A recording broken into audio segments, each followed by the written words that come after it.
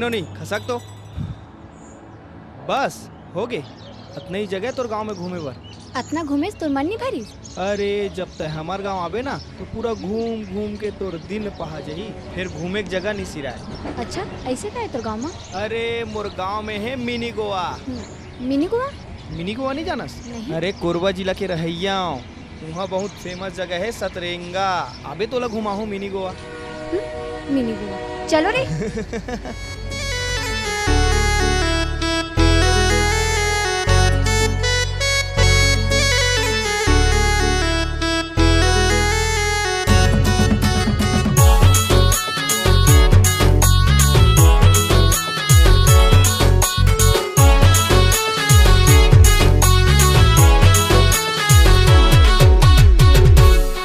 सतरेंगा बेरे रानी तोला मिनी गोवा घुमाहूँ। सतरेंगा बेरे रानी तोला मिनी गोवा घुमाहूँ। कोरबा जिला के मैं रहैया कोरबा तोला घुमाहूँ। कोरबा जिला के मैं रहैया कोरबा तोला घुमाहूँ। हाँ हाँ कोरबा तोला घुमाहूँ। सतरेंगा रे राजा मोला मिनी गोवा घुमावे। सतरेंगा रे राजा मोला मिनी गोवा घुमावे।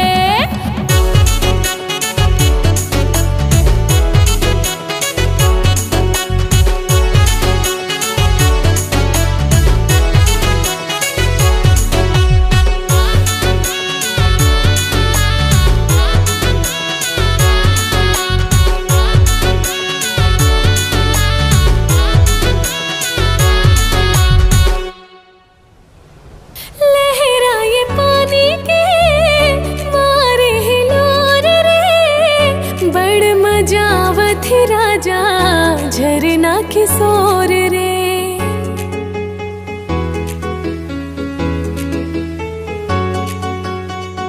मोरे हृदय लागोरी करे सराबोर रे। कैसे मैं बताऊं तोला बांधे माया डोर रे। कैसे मैं बताऊं तोला बांधे माया डोर रे।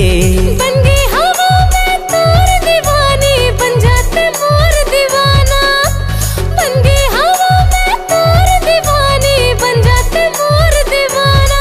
हाँ हाँ बन जाते मोर दीवाना।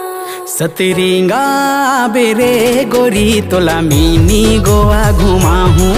सतरेंगा बेरे रानी तोला मिनी गोवा घुमाहूँ।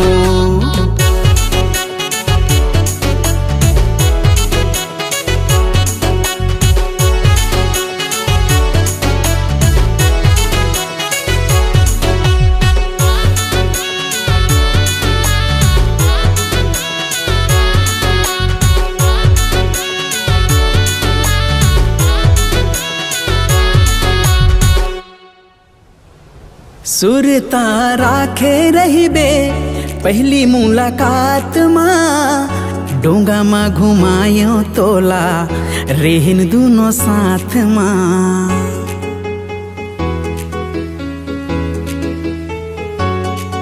हाँ तन भीगे मन भीगे भीगे अंग अंग रे। इसी तरंगाए राजा माया के रंग रे। इसी तरंगाए राजा माया के रंग रे।